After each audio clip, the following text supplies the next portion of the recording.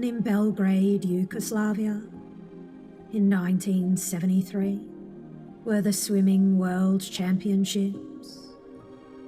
The world was watching to discover who might make the next Olympic Games in Montreal in 1976.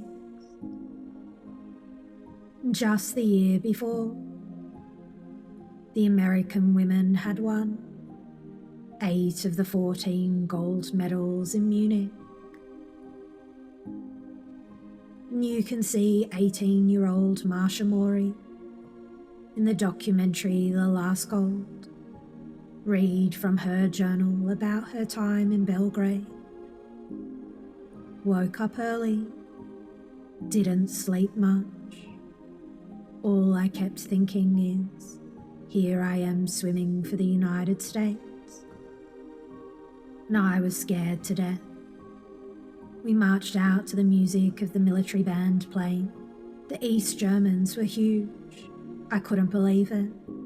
It was unreal. They really looked like boys. They were in the change room. And we heard their deep voices and we screamed because we thought there were men in there. But then we looked around and realised it was the East Germans. And swimming normally, as you know, swimmers win within split seconds or the tips of their fingers. Behind the Iron Curtain, we're winning by 6 seconds, or sometimes by 9 seconds.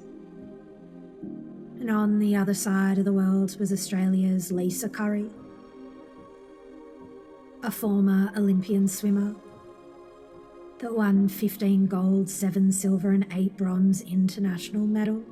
And still today she's the only Australian to have held Commonwealth and Australian records in every stroke, except backstroke. And since about the age of 10 in sunny Queensland, Australia, she decided she loved swimming. It was lots of fun.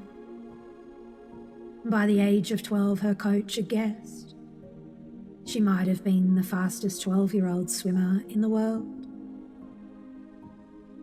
By 1978, she was qualifying for the Commonwealth Games. Yet she didn't win a medal. She was always placed 4th. She would doubt herself, wonder if she was ever good enough. And the World Championships were held straight afterwards in West Berlin, and this was the event when all the East German swimmers behind the Iron Curtain first came onto their radar. Lisa Curry was only 16 years old. She had no real knowledge of doping in sport, and although people would say they were on drugs, everyone was just way too young to really understand what they had been through. And the East Germans were big, and had been big since the Montreal Olympics, when they beat all of the Americans in every single event, when they beat all the American women in every single event but one. But still, Lisa Curry from Australia still didn't win anything. She didn't even place. And in the women's breaststroke she swam 1.1646, but her personal best was 1.1298. How could have she gotten that race so wrong? She questioned what was wrong with herself. She came home from occupied West Berlin defeated. She paid $30 to attend a motivational breakfast.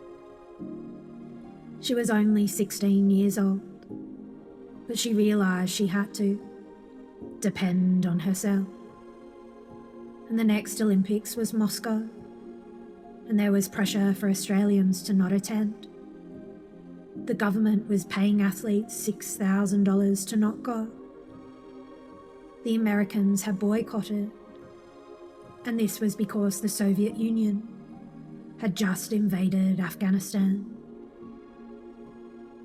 But Australia's Lisa Curry was not going to miss out on her only Olympic opportunity. This was all she had ever wanted. She wasn't going to miss it for anything.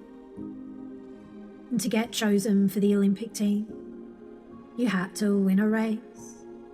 She came second, and then third. And this was it, she thought. I have to win this race. This was her last chance. She found something inside her at a time when she didn't think she could go any faster. And she dug in and won. And off she went to the Moscow Olympics. Arriving, it was obvious to Lisa she was in a communist country. Even the Russian children were asked not to attend or watch the Olympics, so they wouldn't be influenced by Western culture. And yet back in Belgrade, Yugoslavia, the East Germans, the year before in Munich, were unable to win a single medal. Yet there they were, winning 10 of the 14 races in Belgrade. They did all that in 1 year. And under the Iron Curtain, they worked out if you gave anabolic steroids to young teenage women, they became boys. They got pimples like boys, muscles like men, and their clitoris almost grew into a penis. And yet the only swimmer on the planet that was capable of beating the female swimmers behind the Iron Curtain was America's Shirley Babashoff. Babashoff had set records in the 100, 200 and 400 freestyle, and took back the world record in the 800 metre. The East Germans at Montreal didn't attend the opening ceremony. They chose to rest, and their new country, with only the population of Virginia, were using their athletes as political weapons. They weren't there to make friends. The East Germans were told, you must beat the enemy.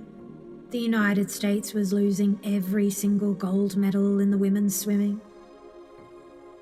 And not just by a tiny bit, but by entire body lengths.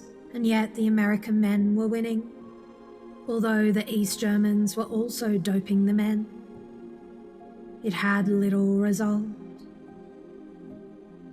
And the American women were questioning if they went out too hard, were making sound decisions, because they almost felt mentally broken. And if there was no doping at that Olympics,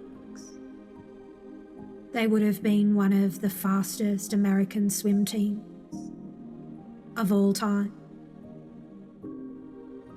And so before the final race, the last race, the relay, the American women got together and said, it's not going to end like this. They got together. They mentally rehearsed winning. They mentally rehearsed what each of them were going to wear.